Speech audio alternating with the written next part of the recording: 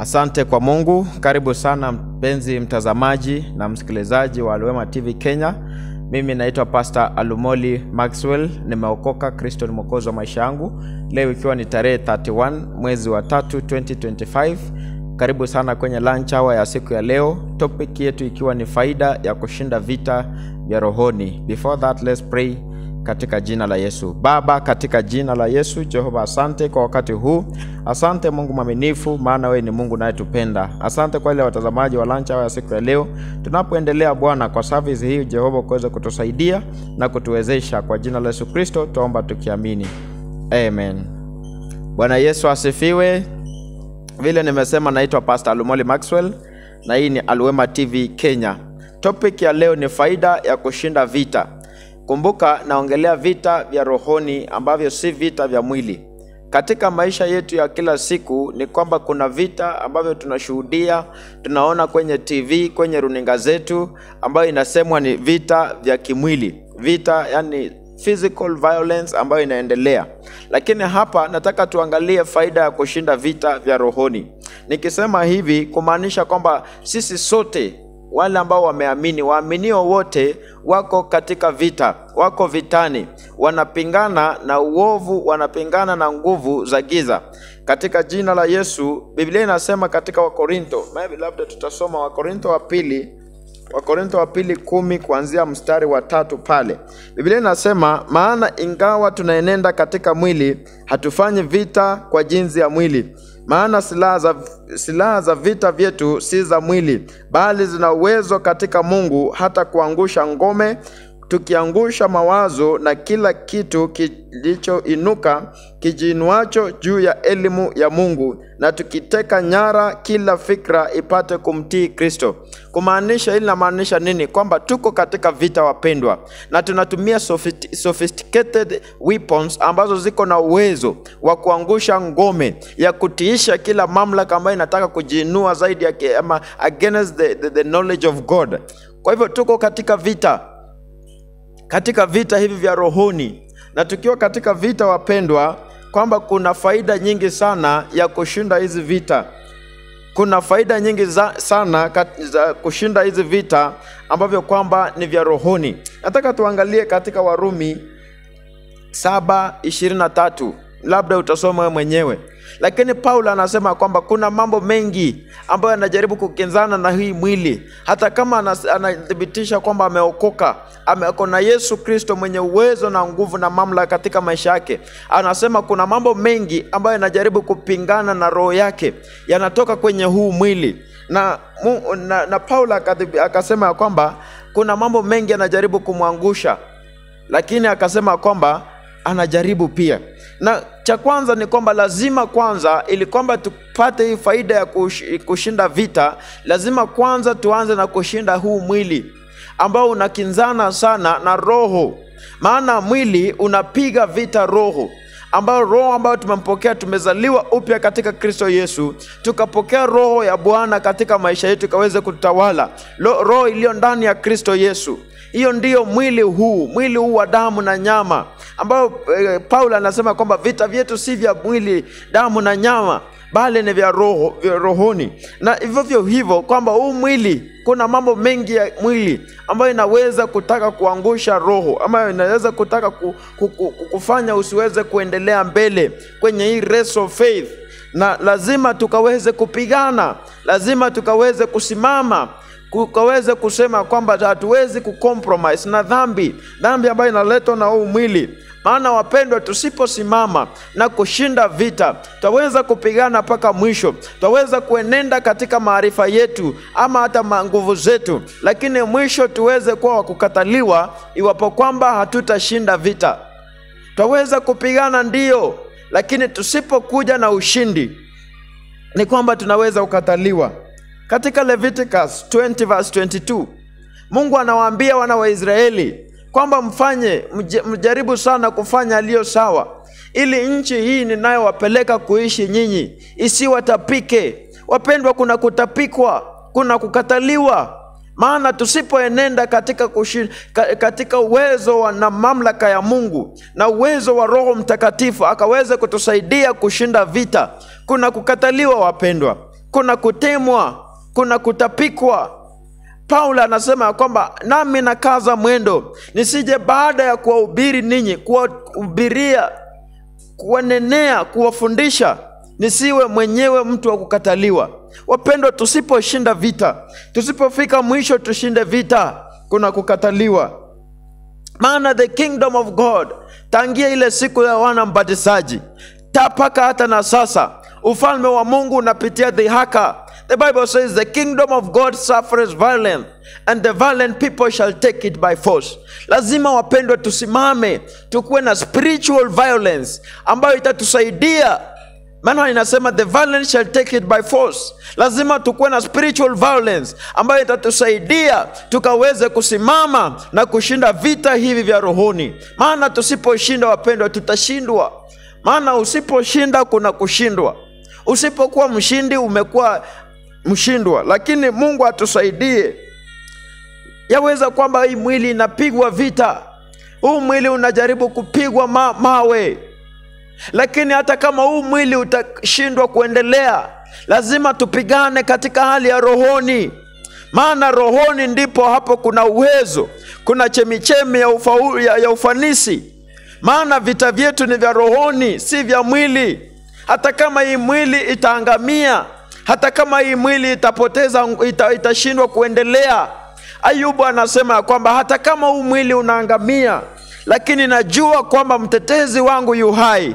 I know that my Redeemer liveth, na siku moja atasimama juu ya nchi na kunitetea. Wapendwa, hata kama tutaenenda katika dhihaka, hata kama tutafanyiwa mambo mingi, hayo ni ya maisha tu. Maana we are in the forefront of the warfare. Lazima tukubali kwamba vita vipo. Lazima tukubali kwamba mpingamizi ipo. Lakini lazima cha muhimu ni tusimame kwa ujasiri na kwa uwezo na mamlaka ya Kristo Yesu tukaweze kushinda. Maana pasipo kushinda tutashindwa. Lakini lazima tushinde. Wapo wengi ambao walishinda vita hata baada ya hii mwili kukufa, lakini roho zao zilishinda vita. Maana vita ambavyo walipigana au nao walielewa kwamba sio vita vya mwili na nyama na damu, bali ni vya rohoni. Kuangusha ngome, kukataa kila ngome zote za giza, kila roho zote ambazo zinakinzana na ufalme wa Mungu, kuziangusha. Hiyo ndiyo Gideoni alipewa hiyo kazi. Mungu akamwambia Gideoni, wewe ni shujaa. Gideoni, wewe ni shujaa. Na sio tu kuwa shujaa, bali niko na wewe Gideoni. Gideoni akaamka, akapewa kazi ya kuangusha madhabahu ya Baali na kujengea Mungu madhabahu, hata kama kulikuwa na consequences. Maana asubuhi watu walipoamka wakaulizana, nani alibomoa madhabahu ya Baali? Wakasema ni Gideoni. Na wakauliza babake anaitwa Joash. Wakamwendea Joash wakamuuliza, wakamwambia, mtoto wako ameangusha madhabahu ya baba zetu, lazima na afe. Ashukuriwe Mungu, maana hata kama ilikuwa ni madhabahu pia ya Joash, lakini Joash kwa sababu ya ile upendo wa baba na mwana akasema, kwani kama Baali ni Mungu, nyinyi ni watu wa kutetea Mungu kweli, simwache Baali mwenyewe ajitetee. Lakini kumbuka ya kwamba hata kama kulikuwa na hizo repercussions, hata kama kulikuwa na hizo consequences, bado Gideoni amehakikishiwa na Mungu kwamba Gideoni, wewe ni shujaa. Gideoni, wewe uko na uwezo.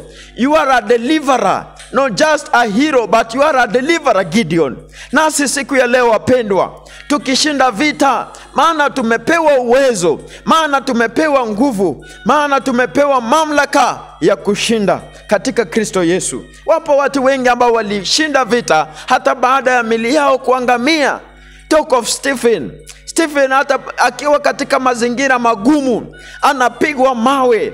You can think of it, kwamba mawe kiasi gani ambayo ilimuua. Maana huwezi pigwa mawe moja na ukufe, huwezi pigwa mawe kidogo hivi na ukufe. You can think of it how Stephen went through that humiliation. Akapitia hiyo dhihaka, akapigwa mawe, lakini hata kama alikuwa katika hiyo mazingira magumu, bado Stefano akatazama juu, akaona vile mbingu zimefunguka, akashuhudia kwamba naziona mbingu zikiwa zimefunguka na Yesu Kristo ameketi mkono wa kuume wa Mungu Baba. Wapendwa, this is the number one benefit of winning this spiritual warfare, kwamba mbingu zitatukubali, mbingu zitafunguka mbele yetu, mbingu zitakuwa tayari kutupokea, mbingu zitakuwa tayari kutufariji, kama vile huyu Stefano mbingu zilivyofunguka, mbingu zikawa tayari kumpokea na kumfariji. Mungu aseme, mwanangu, haukuenenda katika hali ya kimwili, mwanangu haukukubali kuendanisha na mambo ya dunia. Maana vile anasema katika Ibrania 12:1 kwamba tuweke kando kila mizigo mizito ituzingayo, kwenda kwa upesi kwa safari ya wokovu, ama this race of faith, kwa safari ya imani. Kwamba katika hali yetu ya kiasili kuna mambo mengi ambayo inatuzingaa, lakini kwa hiyo siku kwamba unaposhinda vita, katika vita hivi vya imani, vita hivi vya rohoni, ni kwamba Mungu yupo tayari kufariji. Aseme, mwanangu, haukukubali kuendanisha na tamaa za kimwili, uliweka kando kila mizigo mizito ikuzingayo, hukukubali kucompromise na dhambi. Kuja sasa, maana ulikubaliana na hali na amri yangu, kuja ukaweze kufarijika. Mungu yuko tayari kutufariji, mbingu ziko tayari kutupokea, iwapo kwamba tutashinda vita hivi vya rohoni. That is the benefit number 1. Na lazima, wapendwa, tuangalie hiyo ya kufarijiwa na mbingu, kwamba mbingu zipo tayari kutupokea. Maana tukishaelewa hilo, tukishapata hiyo benefit, tukishajua hizo benefits, tutakuwa na nguvu ya kuendelea kupigana vita vya imani. Maana Yesu alipoona kila ambacho kimewekwa mbele yake, ile mede ya dhahabu ambayo ilikuwa imewekwa mbele yake, hiyo ndiyo kukaa mkono wa kuume wa Mungu Baba, akakaza mwendo. Hakuangalia dhihaka iliyomzingaa, hakuangalia hukumu ambao ulikuwa kwa hiyo kazi ya kukomboa ulimwengu. Akakuwa mnyenyekevu hata katika mauti, maana aliangalia kilichokuwa kimewekwa mbele yake. Nasi pia tukielewa faida hii ya kushinda hizi vita, ni kwamba tutakuwa na uwezo, tutakuwa na motivation in our hearts kung'ang'ana kushinda vita. Nayo pia tumewekewa uhai ama uzima wa milele mbele yetu. Mungu akajipa, Yesu akajipa nguvu, akapigana vita, akaenenda kwa unyenyekevu wote mpaka akashinda. Hiyo leo ameinuliwa. Biblia inataja kwamba amepewa jina lililo kuu, ambalo kila goti linapigwa mbele zake, jina ambalo hakuna jina jingine tunaokolewa kwalo. Maana nini? Kwa sababu gani? Ni kwa sababu alielewa kwamba kuna faida gani katika kushinda vita ambavyo nimekuja kupigana. Na aliposhinda ni kwamba akakwezwa, akainuliwa. Wapendwa, Mungu ametutengea makao mazuri. Anahitaji tukaweze kushinda, anahitaji tukaweze kusimama. Anatamani yule mtu mmoja, wewe, ile nafsi yako, ile roho yako ambayo imesimama bila kukata tamaa, bila kuyumbishwa, bila kucompromise, ambayo itasimama mpaka ile siku ya kunyakuliwa kwa kanisa. Maana Yesu yuwaja, wapendwa. Je, atapata kama tumenyeshewa na mvua? Yesu atapata kama tumenyeshewa na mvua? Lazima tusimame, wapendwa, kwa ujasiri na uwezo na nguvu na mamlaka ya Kristo Yesu ambaye yuko ndani mwetu, aliyeyashinda mauti, akateremka kusimuni na akakuja akayashinda mauti, tukaweze kushinda vita, wapendwa, ili Kristo Yesu akaweze kutusaidia. Na ukishinda vita, wapendwa, kuna kuheshimishwa. Maana kama vile Paulo siku ya leo yuko famous sana. Kila mtu anamjua Paulo, kila mtu anamsikia Paulo. Kwa sababu gani? Kwa sababu Paulo, tutaona katika kitabu cha Timotheo, kwa sababu Paulo alishinda vita, kwa sababu Paulo alinyenyekea, kwa sababu Paulo hakusimama na kucompromise na dhambi, kwa sababu Paulo hakukubali kuenda katika hali ya kidunia. Ndiposa katika Timotheo Paulo anasema ya kwamba nimevipiga vita vilivyo vizuri, mwendo nimeumaliza, imani nimeilinda. Wapendwa, tujaribu sana tukaweze kuilinda imani, tukaweze kusimama, tukaweze kushinda vita, tukapiga mwendo ulio mzuri, tukamaliza huu mwendo tukiwa washindi. Maana tusipoenenda na tukuwa washindi, kuna kukataliwa. Tukiwezwa na hali ya dunia, tukiwezwa na mambo madogo madogo ambayo tumepewa uwezo na nguvu kwamba yatakuwa chini ya miguu yetu. Najua kuna mapepo na nguvu na ngoma ambazo Mungu ametuamuru, akatupa uwezo na nguvu kwamba zitakuwa chini ya miguu yetu. Maana tukanyaga nge hazitatudhuru, maana tutakula sumu haitatudhuru. Lakini kuna Wakristo, kuna wapendwa ambao wameokoka, lakini bado wako vuguvugu, wako weak. Kwa sababu gani? Kwa sababu wamekubali kucompromise na dhambi, mpaka hawezi kushika mamlaka na wayatumie mamlaka vile wamepewa. Paulo anasema kwamba katika Efeso, zivaeni silaha zote za kivita mkaweze kusimama. Wapendwa, lazima tukaweze kusimama. Kusimama huku sio tu kusimama hapana, ni kusimama baada ya kupokea ushindi. Hata kama mambo yatakuwa ni magumu na magani, hata kama utapitia gani, hata kama utapitia dhihaka, but unajua ya kwamba wewe ambao uko katika forefront ya vita, wewe ndio utasikia magari ya vita, wewe ndio utasikia milio ya risasi, wewe ndio utasikia miguu ama mbio za farasi, because you are on the forefront of the warfare. Hauko kwa beach, haujakuwa kwenye comfort zone. Kwa hivyo ni himizo langu siku ya leo wapendwa, kwamba vita ni vikali, ndio, I understand. Siku moja kuna mtumishi wa Mungu anaitwa Reinhard Bonke. Alikuwa ni mwinjilisti, televangelist, na alikuwa anakuja hapa Afrika.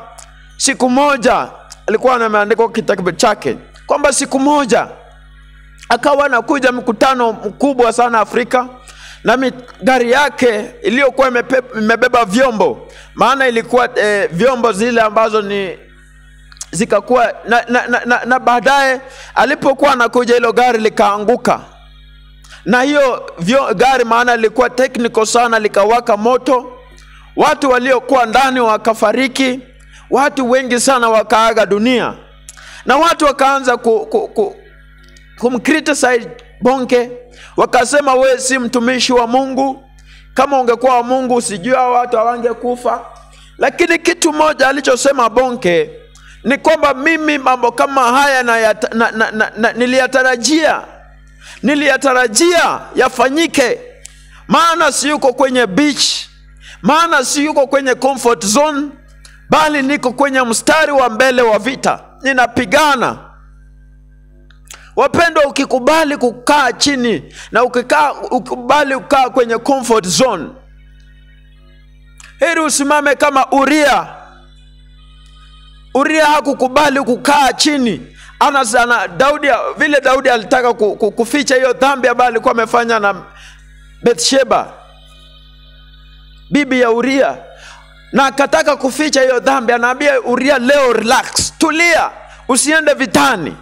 Lakini Uria anasema, je, my master, as my God liveth, sitafanya kitu kama hiki. Sitakaa kwenye comfort zone, niende kukaa kwenye kitanda yangu kulala, ilhali watu wako kwenye vita, ilhali watu wako vitani. Hata kama alikufa, lakini hakutumiwa kama chombo cha kuficha dhambi. Hata kama hakukufa, hakucompromise. Lazima tusimame. Ya nini tukae kwenye comfort zone, ilhali Mungu ametupa uwezo wa kupigana vita? We need to wake up, brethren. We need to wake up. We need to wake up. Lazima tuinuke, tukavae silaha zote za kivita, tuingie kwenye uwanja wa kivita, Tumwambie adui na ibilisi, huna mamlaka juu yetu, huna mamlaka juu ya familia zetu, huna mamlaka juu ya kanisa la Bwana. Maana kwa kunyamaza kwetu, kwa kukaa wanyonge, kanisa la Bwana limenajisika. Kwa kukaa wanyonge, nyumba ya Bwana imechafuliwa. Lazima tuinuke wapendwa, tuseme enough is enough. Hadi lini nyumba ya Bwana itaendelea kudharauliwa? Hadi lini nyumba ya Bwana itaendelea kunajisika? Maana watu wengi wameinuka, false prophets ambao wanainajisi nyumba ya Bwana. Paka siku ya leo utumishi umekuwa ni kama kazi bure. Maana watu wanapoangalia, watu wanaposikia, wanaona ni kama hao watu wanajiita watu wa Mungu wamepungukiwa na mahali. Lakini we want to stand our position. We want to stand our position as a church. We want to stand our position as men of God. Kwamba tukaweze kutangaza vita. Hatutaweka amani na nguvu za giza, ili kwamba tukaweze kukubalika mbinguni. Mbingu zikaweze kutupokea, nasi hatutaweka amani na ufalme wa giza. Maana hatutakubali kucompromise na dhambi. Biblia inasema when they shall say peace, peace, sudden destruction will come.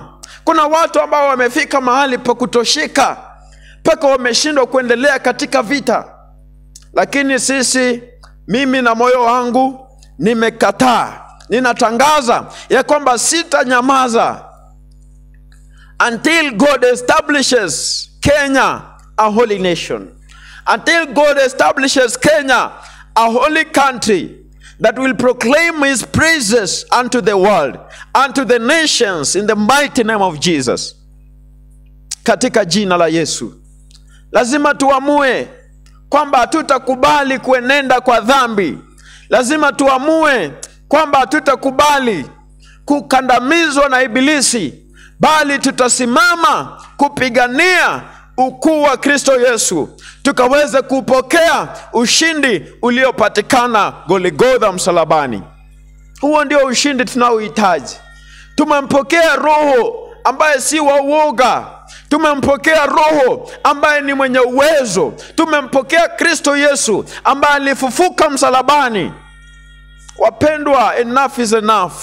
Tunatangazia ngome zote kwamba hazina uwezo, hazina mamlaka, ambazo zinataka ukandamiza vijana. Ninatangazia siku ya leo kwamba hazina uwezo, hazina mamlaka. Vijana watakuwa vijana wa Bwana. Vijana ambao watahofu neema ya Bwana. Vijana ambao watahofu nguvu za Bwana katika jina la Yesu Kristo. Vijana wa Kenya ambao watasimama kupigania uhuru wa Kristo, uhuru wa nguvu za Kristo Yesu ambao ulipatikana Golgotha, na sio tu mambo ya dunia.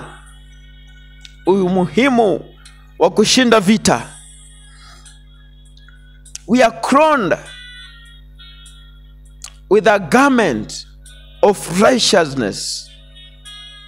Tukiweza kushinda hizi vita. Si Bwana atusaidie wapendwa.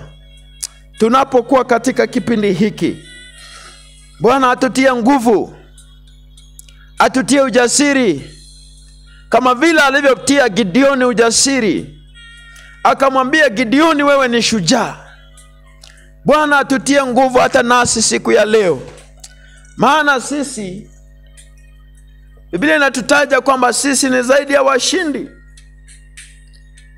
Biblia inataja kwamba sisi ni zaidi ya washindi. Tumepewa nguvu, uwezo na mamlaka.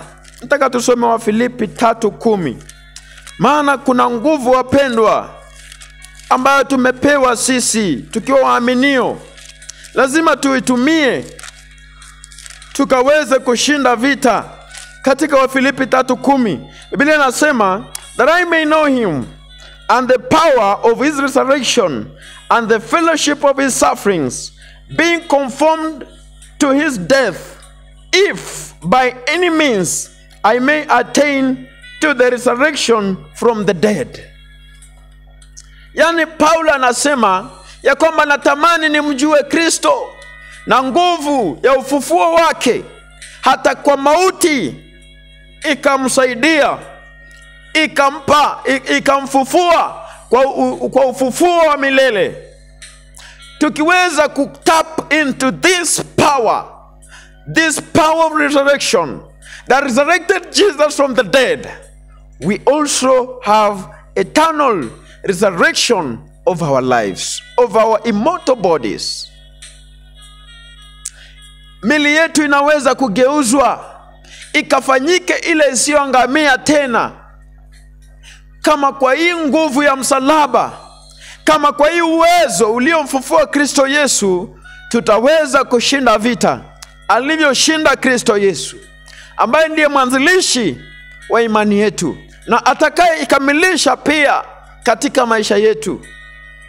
Hebu na Bwana atusaidie wapendwa, tukaweze kushinda vita, tukaweze kusimama, tukadhibitishe kwenye kizazi hiki potovu. Maana Biblia inasema kwamba we are living in a crooked generation, kwenye kizazi hiki kisichomtii Bwana, kwenye nyakati hizi za uovu, kwenye nyakati hizi za upotovu, ambapo tunaishi kwenye nyakati za hatari. Bwana atusaidie kwamba tukaweze kuwa ladha. Tunaposhinda ulimwengu, tufike mahali paka tuwe ni ladha, chumvi ya dunia. Maana utakuwaje chumvi? The Bible is calling us the salt of the world in Matthew.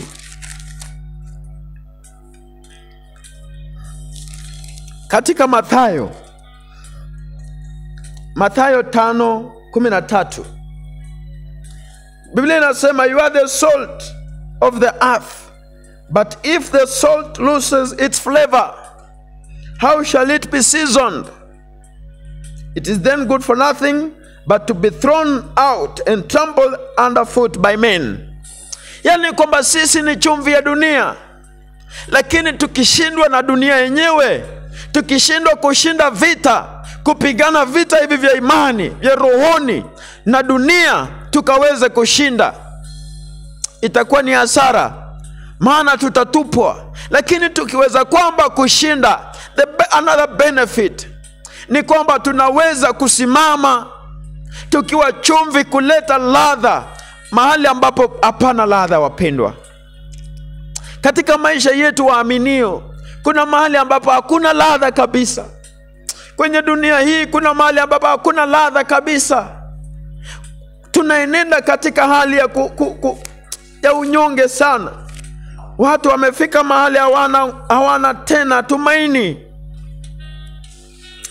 Lakini Kristo Yesu, tukisimama kwenye Kristo Yesu, tutaleta ladha tena, tutaleta tumaini tena.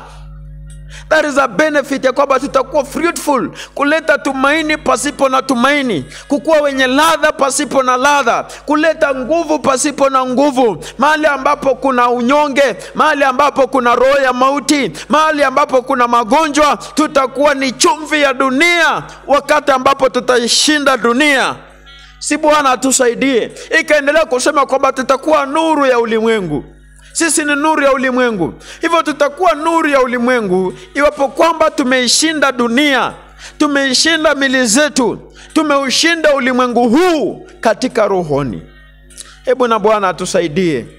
Tusimame kama Paulo katika 2 Corinthians 4:7.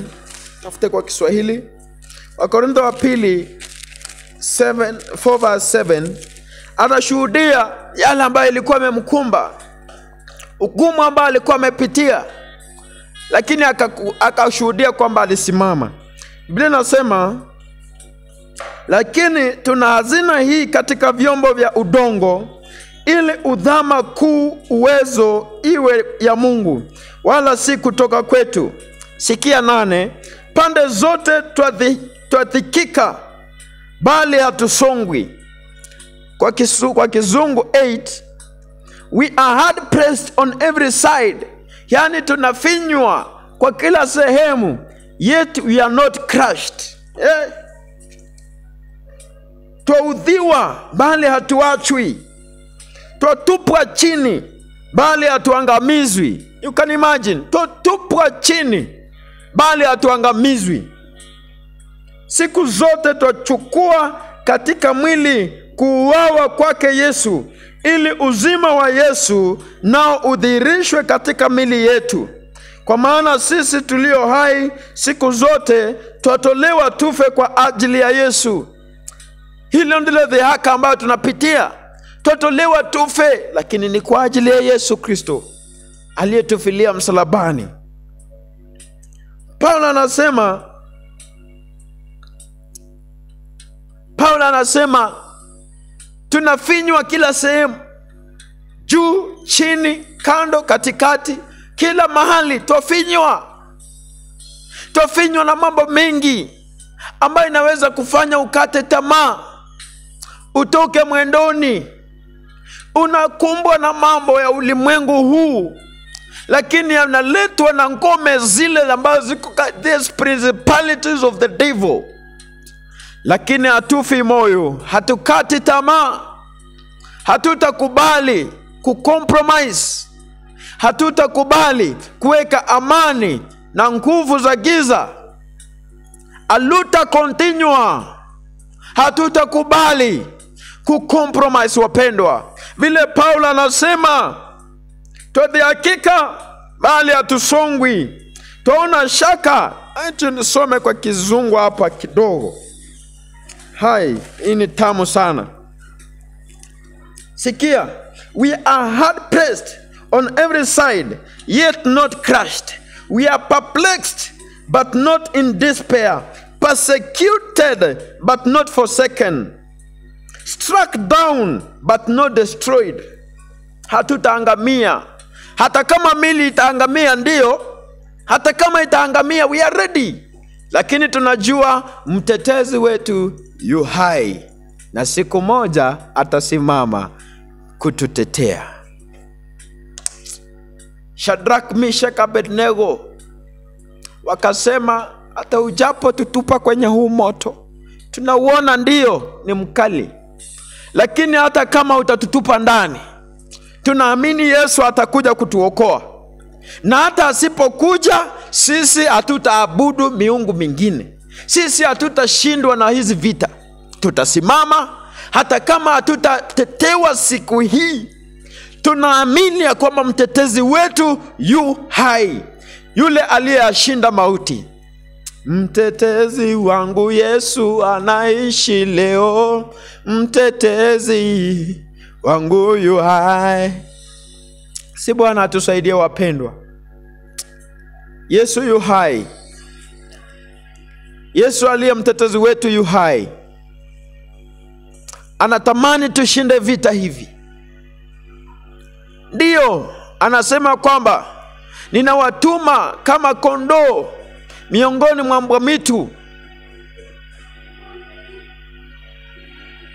Maana tulipookoka tuko katikati ya mbwa mwitu, kwenye jangwa, utambarare. But we have this, our hope, tumaini letu, mtetezi wetu Kristo Yesu yu hai. Aliyashinda mauti. He died. He resurrected from the dead.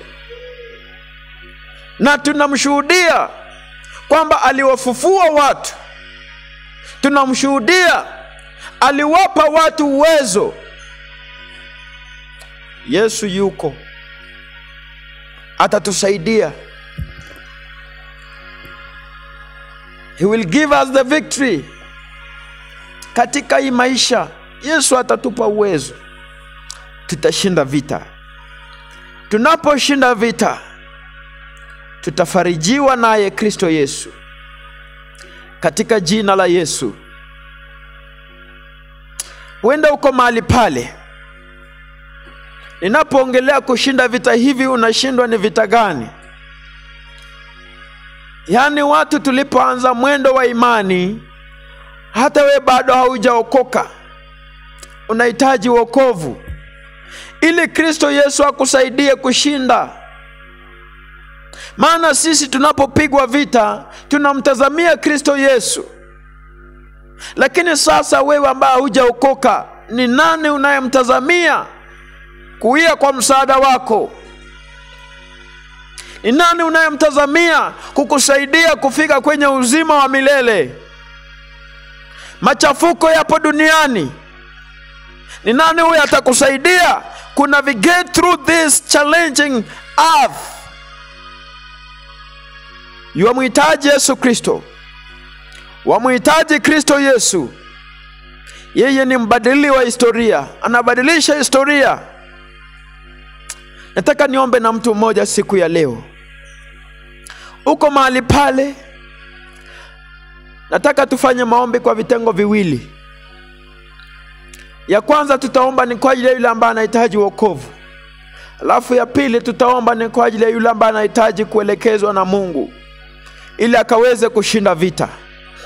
Unahitaji kuokoka, rudia tu hili ombi nyuma yangu, na Bwana Kristo anakuona mpaka kwa moyo, atakusaidia.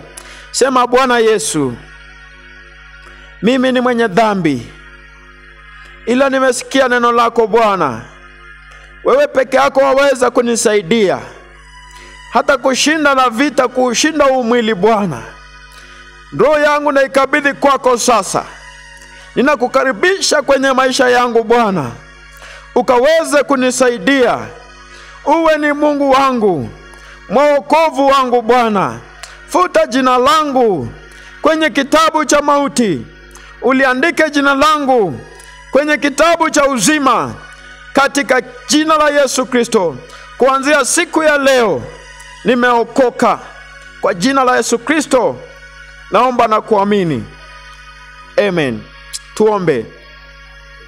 Baba, katika jina la Yesu, wewe ni Mungu mwema Yesu, wastahili heshima na utukufu Bwana. Ni nani mwingine aliye kama wewe Yesu? Nani mwingine mwenye uwezo na nguvu na mamlaka na nguvu na uwezo kama wako Bwana? Yesu wastahili, Mungu mwenye nguvu. Yesu wastahili, Mungu mwenye uwezo.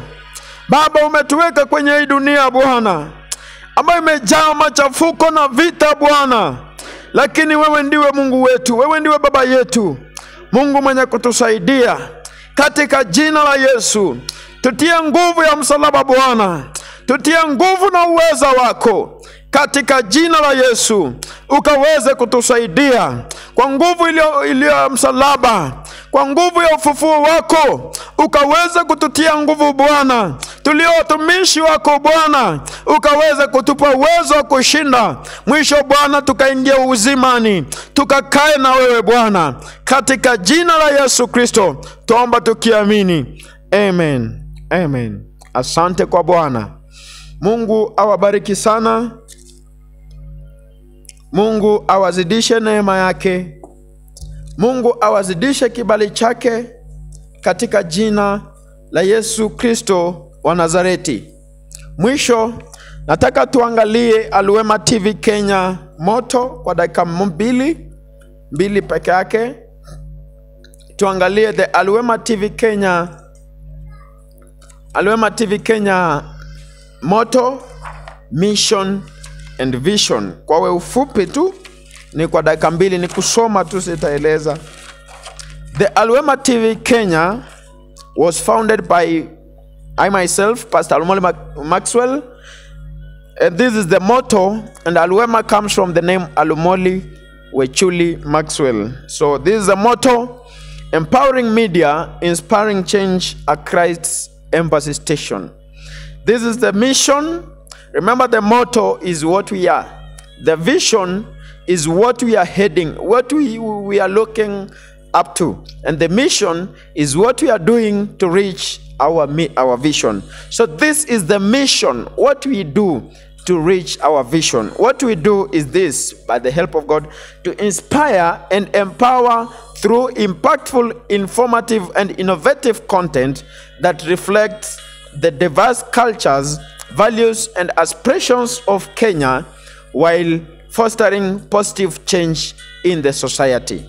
This is the vision: to become Kenya's leading platform for uplifting voices, sharing transformative stories, and connecting communities through engaging television that promotes unity, education, spiritual nourishment and social progress. Kwa hivyo ninawakaribisha pia hii Ijumaa, that is 4th April 2025, for the great launch of our new show in Aloma TV Kenya called The Journey Show. The Journey Show itakuwa ni kwamba itakuwa under vision that sharing transformative stories. So under The Journey Show, we want to share transformative stories that will uplift voices, that will uplift spirits of people. May God bless you so much. Mungu akubariki sana. Tupatane comment section. Maybe uko na hitaji la maombi, tupatane comment section. God bless you so much.